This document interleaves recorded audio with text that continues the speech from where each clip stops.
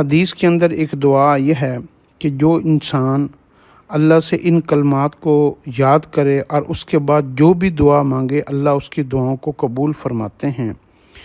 اللہم انت خلقتنی وانت تہدینی وانت تطعمنی وانت تسقینی وانت تمیتنی وانت تحیینی۔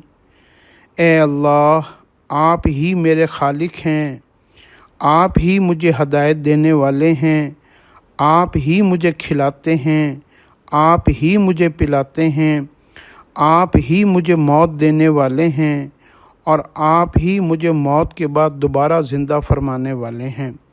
اس میں انسان کی مکمل جو ہے نا دنیا میں آنے کا مقصد، دوبارہ موت اور موت کے بعد کا مقصد مکمل اس کے اندر اللہ کی بڑائی بیان کی گئی ہے۔ اس کلمات کے بعد آپ اپنی دنیا اور آخرت کی ساری حاجات کا اللہ سے سوال کریں، انشاءاللہ قبول ہوگا۔